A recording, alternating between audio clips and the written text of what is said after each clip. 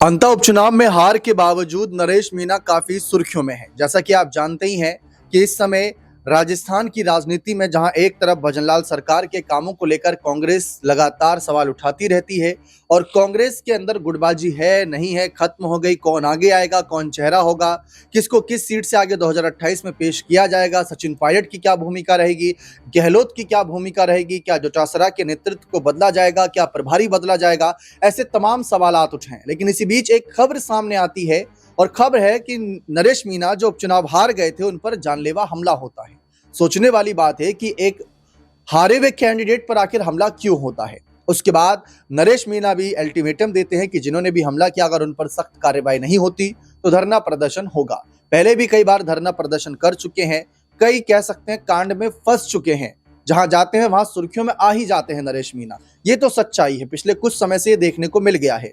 भविष्य के नजरिए से नरेश मीणा किसके लिए मुसीबत बनेंगे, और सबसे बड़ी बात जो हाल ही में जानलेवा हमला हुआ है वो पूरा मामला क्या, अगर मैं बहुत आसान शब्दों में बताऊं तो वो कहीं जा रहे थे किसी कार्यक्रम में शामिल होने के लिए, अचानक से उनका आरोप है कि प्रमोद जैन भाया जो कांग्रेस के प्रत्याशी थे अंत उपचुनाव में, जो जीते भी, उनके कोई साथी है सरपंच साहब, उन्होंने उन पर हमला करा दिया। फिर उनके जो बेटे थे उनकी गाड़ी तोड़फोड़ करने लगे और जिसके बाद उनके घर पर जब गई पुलिस तो वहां पर 150 लाठियां बरामद हुई।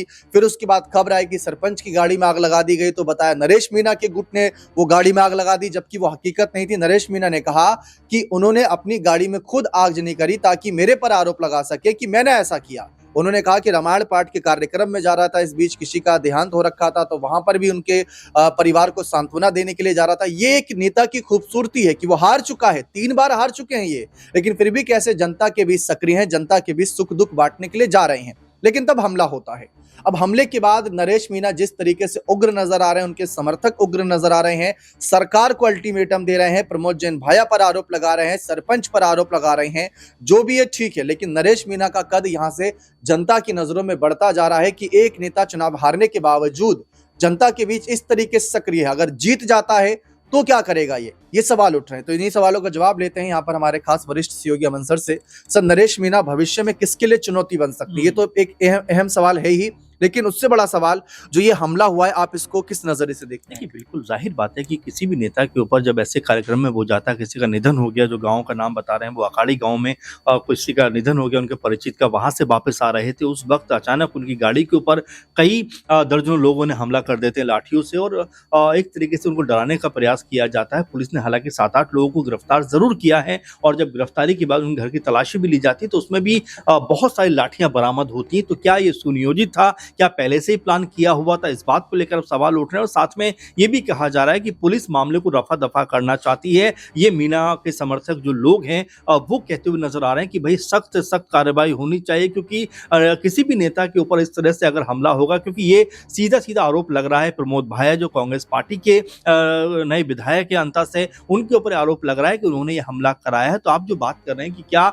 नरेश मीणा को परेशान करके कहीं ना कहीं उनकी राजनीति पे अंकुश लगाने का प्रयास किया जा रहा है, और सबसे बड़ी बात कि आखिर नरेश मीणा की राजनीति किसके लिए खतरा हो सकती है, क्योंकि नरेश मीणा को लेकर यह भी कहा जाता है कि सचिन पायलट के काफी करीबी वो बताए जाते हैं, काफी ज्यादा वो उनको मानते भी हैं और जिस तरह की राजनीति हमेशा साफ सुथरी और सधी हुई राजनीति करते हैं। हालांकि चुनाव हारे हैं लेकिन उसके बावजूद भी लोगों से मिलना जुलना और उनके बीच में रहना नरेश मीणा को बिल्कुल पसंद है, जाते हैं, लोगों से मुलाकातें करते हैं। लेकिन अगर इस तरह से सार्वजनिक तौर पर उनकी गाड़ी के ऊपर हमला होगा तो जाहिर बात है कि पुलिस प्रशासन को इसके ऊपर गंभीरता से विचार भी करना चाहिए और मुकम्मल सुरक्षा भी देनी चाहिए, ताकि किसी की हिम्मत ऐसे ना बढ़े कि अगर मान लीजिए इस तरह के कार्यक्रम में कोई जा रहा है तो ऐसा अचानक हमला उसके ऊपर होता हुआ दिखाई पड़े। क्योंकि राजस्थान में इस वक्त बीजेपी की सरकार है और जिस तरह पुलिस महकमे के ऊपर ये सवाल उठ रहे हैं तो हो सकता है कि इसके ऊपर कड़ी कार्रवाई होती हुई दिखाई पड़े, क्योंकि ये भी एक बात कही जा रही है कि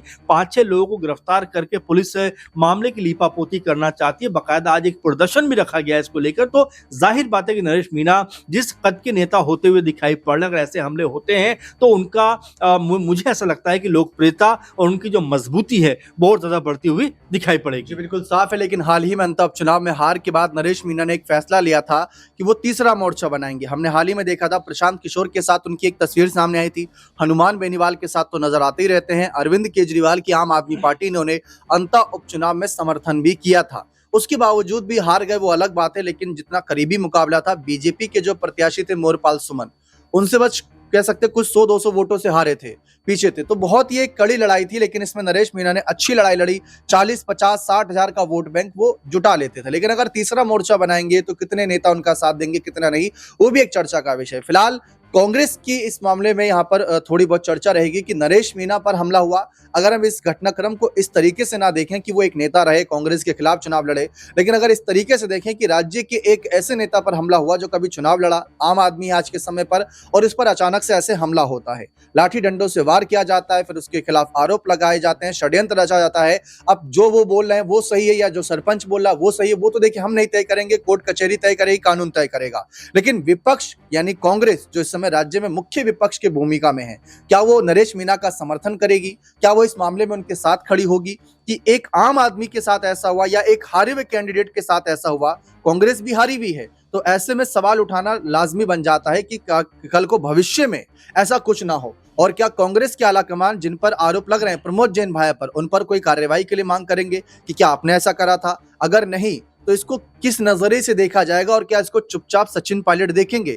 युवाओं के हितैषी बनते हैं, युवाओं के समर्थन में खड़े होते हैं, अपनी बात रखते हैं डंके की चोट पर, तो क्या वो इसी तरीके से इस मामले को चुप होकर देखेंगे या पायलट मीणा का समर्थन करेंगे? देखिए दीपक, बिल्कुल, क्योंकि जिस तरह से हम नरेश मीणा का जिक्र पहले भी कर चुके हैं कि युवा नेता है, मजबूत नेता है, लोकप्रिय नेता है, जहां भी जाते हैं कहीं ना कहीं प्रभाव उनका पड़ता हुआ दिखाई पड़ता है। और एक चर्चा हमने आप ही के साथ में की थी, उस वक्त भी हमने यही बात कही थी कि अगर तीसरा फ्रंट बनता है, तीसरा मोर्चा बनता है, तो यहाँ पर नरेश मीणा जो है एक बड़ा फैक्टर साबित हो सकते हैं। क्योंकि भले ही अभी तक चुनाव में जीत दर्ज नहीं कर पाए, लेकिन जिन जिन चुनावों में उनकी हार हुई है उसमें उनके पास अच्छे खासे वोट आए हैं, अच्छे खासे वोट मिले हैं। और यहाँ पर अगर संगठित होकर बाकी दलों का समर्थन उनको मिलेगा तो जीतना कोई बड़ी बात उनके लिए नहीं रह जाएगा। लेकिन अहम बात ये उठती है दीपक कि क्या वाकई में प्रमोद जैन भाया की तरफ से ये जो है वो कह सकते हैं कि लोगों ने हमला किया है? क्या प्रमोद भाया के समर्थक इस तरह के हमले में इन्वॉल्व हैं? तो क्या कांग्रेस पार्टी कोई पुरानी खींच निकालना चाहती है या आपस की कोई रंजिश का ये मामला है? क्योंकि उसी सीट के ऊपर